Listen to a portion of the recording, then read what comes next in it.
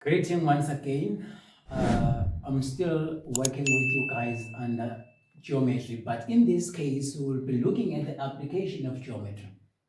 We are still working with grade 11. It's the same question paper taken from November, Department of Education 2015. It's question 8.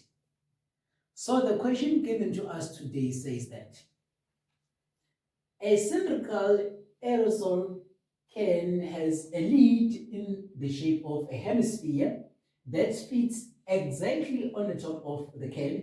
The height of the can is 16 centimeter and the radius of the base of the can is 2.9 centimeter. So to visualize, here is figure 1, here is figure 2, to visualize whatever that was said on the statement.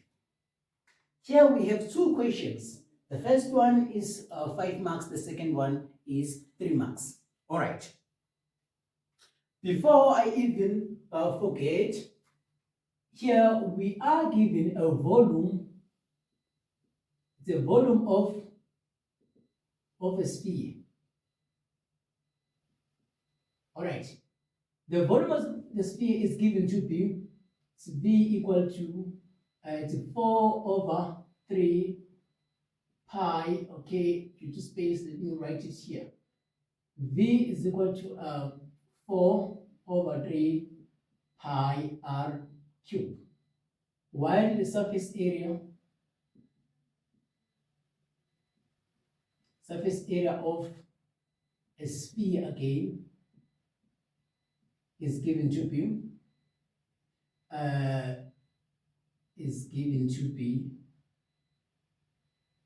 4 pi r squared. Okay, this is the information that is given on the question paper. So the first question that is given to us is that we're required to calculate the surface area of the can with lid in place, of which is the surface area of this can with a lid on it, and this lid is of the shape of a hemisphere. All right. 8.1, okay, it's a solution. Okay, in my solution for 8.1, what do I know? I do know the surface area. The surface area for what? For a cylinder. Not a hemisphere, but for a cylinder. The surface area for a cylinder says is 2 pi RH plus 2r squared. It is 2, okay, not r squared, it's 2 pi r squared, sorry. Pi r squared. So this surface area is the surface area of a cylinder, provided that the base and the top is part of the cylinder. But in this case, the top part of the cylinder is not included, but it is replaced by a hemisphere, meaning on this formula that is given to us, we have to subtract one of the bases, which makes this formula to be of this form, plus it's pi r squared. All right. One more thing that is given to us, we are told the surface area of a sphere, and we know that a hemisphere is half a sphere. So the fact that we know the surface area of a sphere that is given to be 4 pi r squared, this implies that a surface area of a hemisphere, the surface area of a hemisphere will be the half of this one, of which is half 4 pi r squared, which makes it to be 2 pi r squared. All right. So if you can look carefully here, this figure consists of a surface area of a cylinder together with the surface area of a hemisphere. And the surface area of a cylinder that you'll be working with is this one, since a lid or the top part is not included, but it is being replaced by a hemisphere. As a result, for us to find the hemisphere, or for us to find a surface area, we'll be having a surface area equated to, it's 2 pi r h plus pi r squared plus 2 pi r squared, which makes this surface area to be 2 pi r h plus, these are like terms, of which is 3 pi r squared.